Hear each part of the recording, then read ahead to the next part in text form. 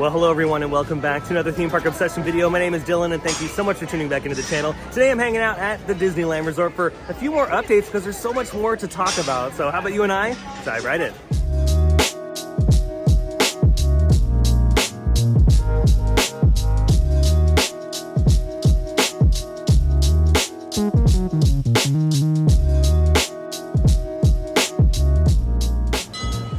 Oh, and look at this. Right when I walk into Disneyland, we got the train. We finally got the train shot again. It's been a while since I've gotten the train pulling in on my first scan in. Heck yeah. Okay, so before we get started with Disneyland, I did want to talk about California Adventure very briefly here at the start of the video, and it's about the turnstiles in the front of the park. Remember, they're installing the new turnstile system. It actually doesn't have a turnstile at all. It's just a scan and go in. And the system is very similar to Disneyland Paris. Now, they were testing it today at the time of making this video, but I missed it by a hair. I wasn't able to try it out, but my good friends over at Best Life and Beyond, Katie and Spencer, did try it out. So I wanted to talk to them very briefly on how that experience was. So Katie and Spencer have not been to Disneyland Paris, so this is their first time experiencing something like that. And how did you guys like the new system? Well, it was a little complicated because we do 2 tickets at a time, so that was really weird. Hopefully they add that. So I think that was weird, and I didn't like how the camera was like taking a photo so fast. I didn't even know. You weren't ready for it, and so you had a kind of a weird face. Yeah. Other than that, it was cool. It was a test. So it was hard to kind of judge how it's actually going to be. I could see how it would be efficient and cool. Yeah. So the one difference that I noticed was that in Paris, they don't really take your picture. It was just kind of like a scan and go, whereas here they're taking pictures. And I'm wondering if they're just collecting the data, so eventually in the future, you won't have to take your picture every single time. Right, I think you're right. I think that much like how it is now, if you have a pass, you have a picture on file, they don't take a picture. If you notice you're a ticket holder and you show up here, they take your picture because everybody has to have a picture on file. So I don't think if you had a pass, I think it would know that and you go right through. That's my guess. I don't know. I hope we have a pass holder only like section. Hey, you never know. They talked about that in the surveys about pass holder only entrances, so maybe they'll do that with one of the scanners. I think this is going to be really efficient over time once the American audience gets used to it. Because in Paris and in Tokyo, the systems there were extremely efficient. So that gives me hope. I love hearing your perspective on it because I'm kind of like I said, I was like, I don't know. Now I feel better. That's cool though that you guys experienced it. Also, the idea that I heard someone saying the European audience and the overseas audience are more adept to subway systems that incorporate some of the similar type of systems. So they're used to that type of stuff. Where here, we don't really have subways here or anything like that. People don't really use public transit like that here. So maybe that's a learning curve because of a regional learning curve. Yeah, so we're going to find out. I'm glad that Katie and Spencer were able to try it out. I missed it by just a few hairs. Literally a second. Yeah, so as we're talking, I'll put the footage in of them walking through the system and trying it out. And hopefully on my next visit, I'll try it out for myself. Oh, perfect with the train. Take your last looks at these flowers now because here in the next few days, they're going to replace all this with a new Pixar Fest sculpture. And talk about another beautiful day here in Southern California. This morning, it was like kind of cold and cloudy and I wasn't really sure what was going to happen, but look at this. This is awesome. Literally walking down the middle of Main Street. And as tradition, you gotta trip yourself here. Let's trip myself. Okay, first pit stop here is lunch at Tomorrowland Terrace, or AKA Galactic Grill. And I got the fish and chips because I had no idea they had fish and chips here. And then Katie recommended the taro boba drink galactic intergalactic stellar thing. Whatever this is. All I know is that's gonna turn my mouth purple. In all the great ways. In all the great ways. And then Katie and Spencer got that one is the intergalactic thing, and the burger and the salad. Cups of water. Heck yeah. Meteorite burger. Yeah, that burger looks legit. It's got like a chimichurri on it. Spence loves it. Oh, chimichurri is good. And then it has like these like roasted red peppers. Ooh. Look at that. Love that. Dude, it's good. He's been loving it. Okay, look at this intergalactic sludge. It's good. Space sludge here. It's so good. Oh, this is pretty insane. You know what? Intergalactic sludge or not, it's pretty good. Beer battered fries. Yeah, these fries are totally different from the normal fries that you get. So those chips, because we're gonna call them chips here. Those usually come with like chicken tenders, burgers, and all that. And it looks like we're getting the more elaborate fries here that are chips for the fish. All right. Alrighty, our intergalactic adventure for lunch is complete. And we're gonna continue our journey around the happiest place on earth, yeah. Now before I leave Tomorrowland, I did want to point out Mickey Mouse is hanging out underneath the flying saucer over here. They just installed him the other day. And across the way over there at Space Mountain, they're bringing back Hyperspace Mountain for Season of the Force. And by the way, Season of the Force starts April 5th and goes all the way up until June 2nd. Ooh, and then look at this right outside of Tomorrowland. They're filming a commercial for Disneyland. All right, our next destination is the Mark Twain here in Frontierland. We're gonna take a lap around the rivers of America and also get a nice little bird's eye view of Tiana's and the work going on at Haunted Mansion.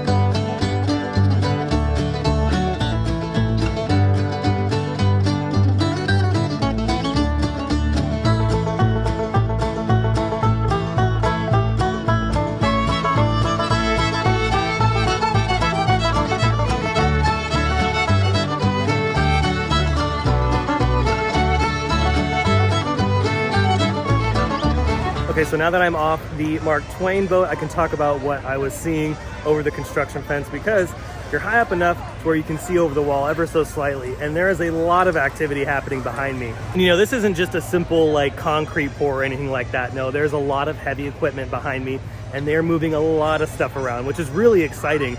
And it's not just, you know, the queue space, it's the surrounding area and then Magnolia Park. So it's a pretty big project, and I can't wait to see what the final product's gonna be. And another thing that I'm really curious about is if they're gonna keep the same design as like all the old stuff was. So it still kind of looks similar, like it looks familiar, but it's something new. And that's what I'm gonna be keeping an eye on, especially as we get closer to the new build. Right now, they're just kind of tearing everything down, like all that classic brickwork and all that stuff, that's all going. The footpath is gone.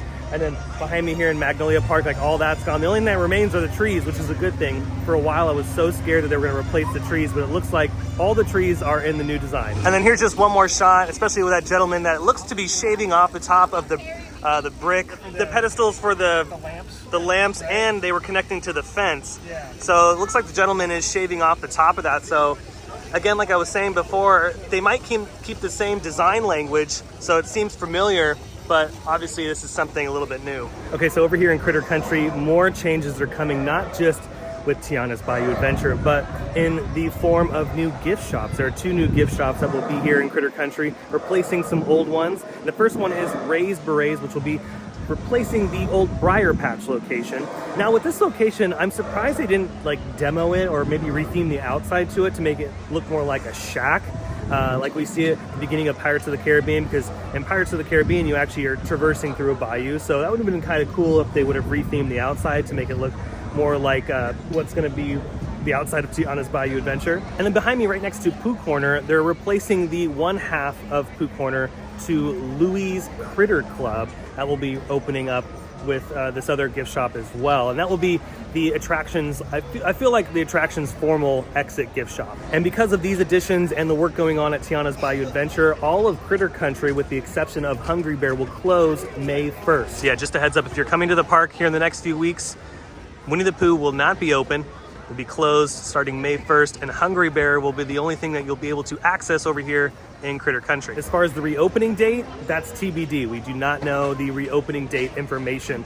I'm not sure if it's going to go all the way up until Tiana's reopens later on this year, which they could possibly do, because Tiana's is supposed to open up later in the year, maybe around the fall or the winter. Yeah, I got some really good views of Tiana's Bayou Adventure from the Mark Twain. It was really cool. I was able to see a lot of activity, not just near the top of what is now the Salt Dome, but near the bottom of the attraction, like right when you start. Now what I'm really interested in is all this just a precursor to what Critter Country will eventually become? Will this become more of a bayou setting back here than what it is right now? They definitely have room to completely convert it to that theme. And I feel like we're gonna hear more information at D23, because of course they're gonna show off the attraction, because by then either the attraction will already be open or will be about to be open here in California, and then over in Florida, it'll be operating. It has been operating for a few months. So yeah, I have a feeling they're going to talk about Critter Country maybe a little bit. And speaking of D23, the famous Parks and Resorts panel will be on August 10th.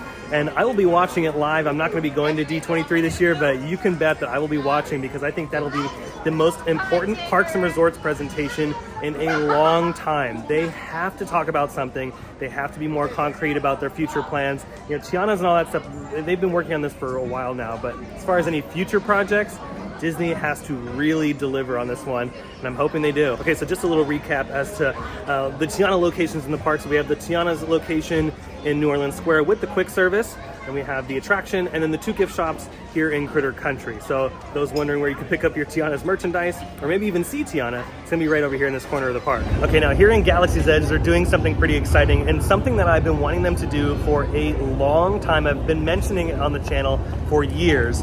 And they're debuting something for Season of the Force called Fire of the Rising Moons, which is it's the fireworks show at Disneyland here, but it's going to be accompanied by Star Wars themed music that fits with Galaxy's Edge. Now, Fire of the Rising Moons is not a different show from what normally plays here at Disneyland. It's the same show, it's just over here, they're going to be playing different music to have it make sense for Galaxy's Edge, because right now, as it stands, Galaxy's Edge doesn't have a musical score for the fireworks show. It's very quiet back here, and I've always said that this is one of my favorite places to watch fireworks. So now, starting April 5th and going select nights all the way up until June, you'll be able to hear some music with this show.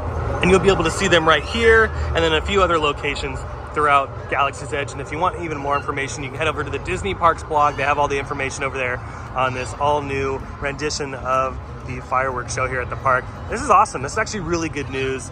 I've been waiting for this for a long time, and finally someone in Imagineering was like, no, we should do some music back here. And the music will be by John Williams, which is awesome. And I believe over here is one of the viewing spots, which makes sense because this is actually one of my favorite spots to watch it, because they shoot the fireworks off right there. Like, this is, I mean, you're right underneath them. It's a really fantastic spot. It's pretty much all the exciting news happening in Galaxy's Edge. Let's make our way back to Disneyland. Bing, bing, bing, bing, bing, bing, bing, boom, boom, space. Ah, that was some good intergalactic travel. Back to Fantasyland. Very busy Fantasyland. Oh, it looks like the 60th fountains are turned off. Hopefully they'll get those back on. They might have had them off because of the wind the past couple days, and they just haven't, turned them back on. But fingers crossed, because I do like this element in front of the castle. And also, notice that they have trash cans on this side on top of a little pedestal, just like the side across the street there. So that's very interesting. Okay, we're making our way into the Penny Arcade because it's time for some ice cream. It's pretty warm today, why not? Oh, we always gotta check the candy case here. Oh wow, look at these insane cupcakes. That thing is like the size of a skyscraper. Just kind of waiting for our mobile order here, hanging out in front of Esmeralda. I do have a doubloon here. Should I do it? Does it still work? I'm afraid that Disney's just gonna steal my money. I don't know, because I know it works with the Disney Play app, but it also has a coin thing. It also has a coin thing. So, let's just try it. If it doesn't work, then I guess I'm funding the Dino Land USA project. There you go. Oh, it is. She's alive. She's gonna give me some sort of fortune here. The animatronics are very, here we go. Let's see. A look into your future is in your future today. Visit another galaxy or blast your way to command the stars. Magic numbers 11, 18, 28. Be well. There you go. Hey, we were in Galaxy's Edge. I guess got it backwards. Let's say that it kind of makes sense, yeah. Yeah. And oh yeah, ice cream obtained. Oh, it's gonna be so refreshing. It's actually pretty hot today. Oh yeah, this is a perfect way to end a quick trip to Disneyland. That was fun. Talked about a few updates and everything. All right, well, that's gonna do it for today's very quick trip to the Disneyland Resort to cover the main entrance gate, a couple updates here at Disneyland Park. Just having a good old time like always. I hope you enjoyed today's video. If you did, go ahead and smash the thumbs up button. And if you're new to the channel and you love these updates from Disneyland or some of your other favorite theme parks, because I cover a bunch of them, consider subscribing because I have brand new videos every single week that you won't want to miss out on. Be sure to check out my Instagram account by following the link down below in the description. But until the next video, I hope you have a beautiful day, morning, evening, whatever it is, and I'll see you next time in the parks. Bye.